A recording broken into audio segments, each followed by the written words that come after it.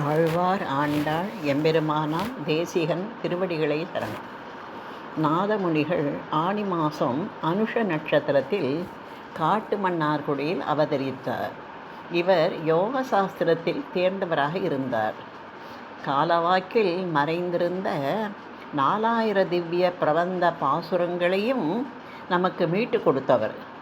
நமது தூப்புல் வள்ளலும் தாளம் வழங்கி தமிழ்மறை இன்னிசை தந்த வள்ளல் என்று நாதமுனிகளை போற்றுகிறார். விசிஷ்டாத்வைத சித்தாந்தத்தை தோற்றுவித்தவர்தான் இவரது பேரன் ஆளவந்தார்.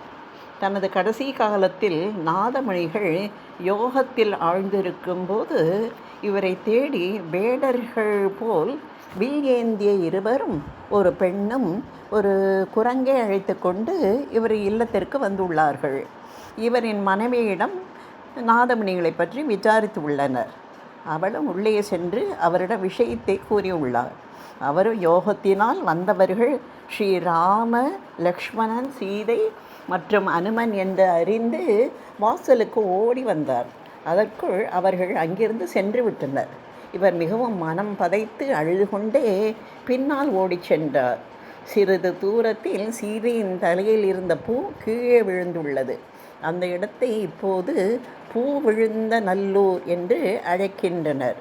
அந்த இடத்தை கடந்த நாதமுனிகள் எதிரே வந்தவர்களிடம் வில் ஏந்திய இருவரை கண்டீர்களா என்று கேட்க, அவர்களும் கண்டோம் என்று சொல்ல அந்த இடம் இப்போது கண்டமங்கலம் என்று அழைக்கப்படுகிறது.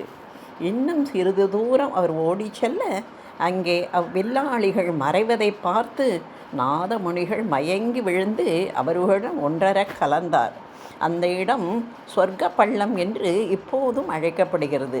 கிராம வழக்கத்தில் வைகுந்தத்தையே சொர்க்கம் என்று அழைப்பார்கள். அந்த இடத்திலேயே அவரின் சர்ம தேகத்தை பள்ளிப்படுத்தி திருவரசும் அமைத்துள்ளார்கள்.